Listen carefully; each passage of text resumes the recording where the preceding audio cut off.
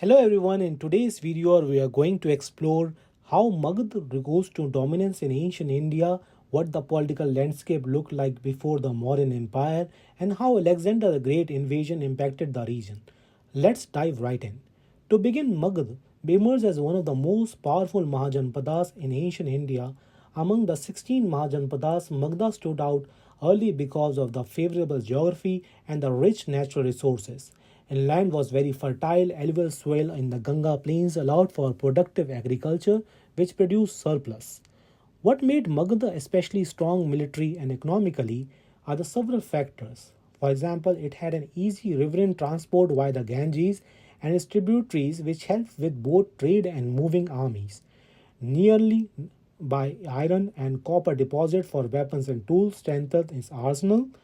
Timber was abundant in surrounding forests, used to build boats, horses, and more. Elephants, a key military asset in the era, were easily available too and played a major role in Magadha's army. On the top of that, its capital Rajgir, also called as Rajgriha, was very defensible, being surrounded by the hills. Another crucial component of Magadha's rise was its social structure. The society in Magadha was less rigidly Vedic compared to some other Mahajanpadas. It's mixed Vedic and non-Vedic people, which made it more open to expansion and change. Its rulers also adopt powerful military technologies of the time. For instance, they used a large catapult called the Mahashilikantaka and a weaponized chariot called Ratha Musola. Among the rulers who played a key role in Magadha's growth was Bimbisara of the Hanyaka dynasty. He ruled for decades, carried out the conquest, and formed the matrimonial alliance with the neighboring kingdoms to strengthen Magadha's influence. Under him, Magadha conquered Anga, annexing not just territory but important trade centers like Champa, which further boosted its economic strength. After Bimbisara, his son Ajashatru continued his expansionist policy. He built a fort by the Ganges that later evolved into Patliputra, a city that would become extremely important in later Indian history.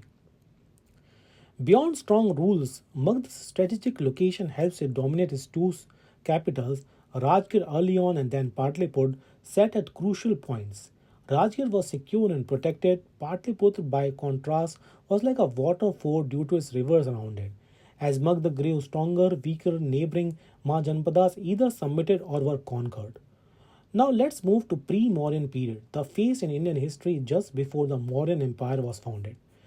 During this time, roughly 6th to early 4th century BCE, Magadha's power kept rising under the multiple dynasties. After the Hanyaka dynasty came under Shishunga dynasty and the Nanda dynasty. The Nandas were particularly significant under the Mahapadmananda and his successors.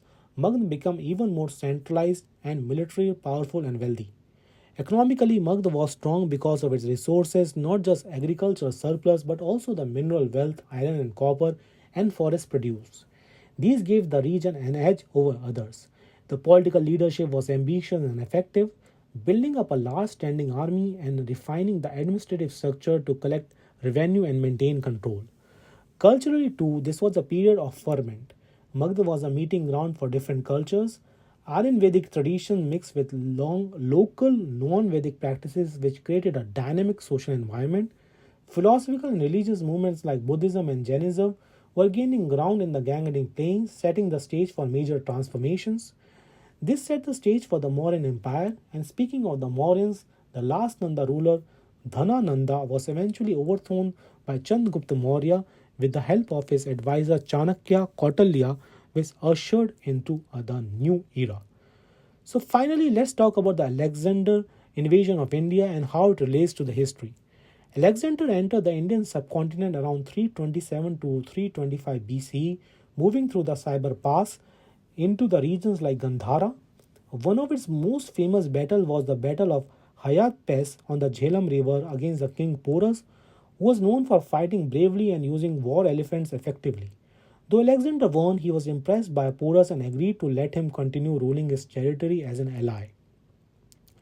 However, Alexander's campaign into India's didn't extend into Ganga's heartland. His troops were apparently wary of confronting the powerful kingdoms further east, including like Magadha, which by then consolidated its strength.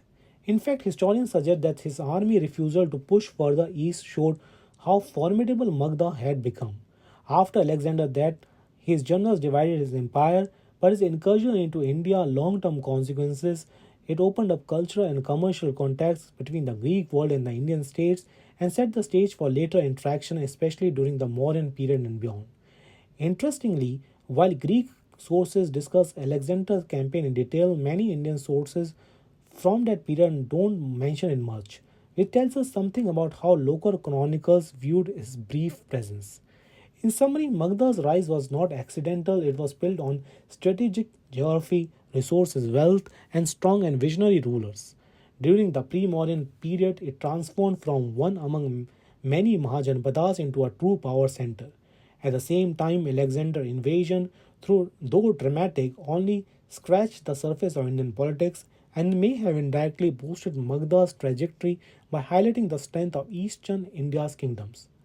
Thanks for watching. If you enjoyed this video, please like, subscribe, and let me know in the comments if you want me to make a follow-up, maybe on how Chandragupta Maurya built the Mauryan Empire or the legacy of the Alexander in the Indian subcontinent. See you in the next video.